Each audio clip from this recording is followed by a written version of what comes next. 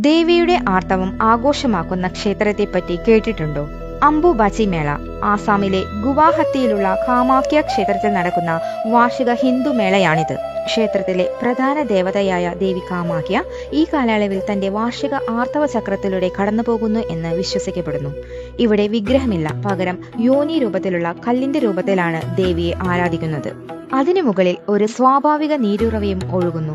മേള സമയത്ത് 3 ദിവസം ക്ഷേത്രം അടച്ചിട്ടിരിക്കും. ഈ കാലയളവിൽ കാമാഖ്യ ദേവി രജശ്രീ ആയിരിക്കുന്നു എന്നാണ് വിശ്വാസം. അതിനാലാണ് ദേവി വിശ്രമിക്കുന്നത്. ക്ഷേത്രത്തിനടുത്തുള്ള ബ്രഹ്മപുത്ര നദി ഈ 3 ദിവസത്തേക്ക് ചുവപ്പായി മാറുന്നു. ഈ 3 ദിവസങ്ങൾക്കു ശേഷം ദേവിയെ കുളിപ്പിക്കുകയും കാമാഖ്യ ദേവി യഥാർത്ഥ രൂപത്തിലേക്ക് തിരിച്ചെത്തി എന്ന് ഉറപ്പാക്കാൻ മറ്റാചാര്യങ്ങൾ നടത്തുകയും ചെയ്യുന്നു. ഭാരതത്തിലെ അഘോരികളും സന്യാസിമാരും എല്ലാം വന്ന് സാധന ചെയ്യുന്ന ദിവസങ്ങളാണ് ഇത്. അത്രയും ശക്തി കേന്ദ്രമാണ്. 4-ാം ദിവസം നട തുറന്നാൽ ഭക്തർക്ക് പ്രസാദമായി നൽകുന്നത് ചുവന്ന നിറത്തിലുള്ള ഒരു തുണിയാണ്. ദേവിയുടെ രക്തം പുരണ്ടതാണ് ഇതെന്നാണ് വിശ്വാസം.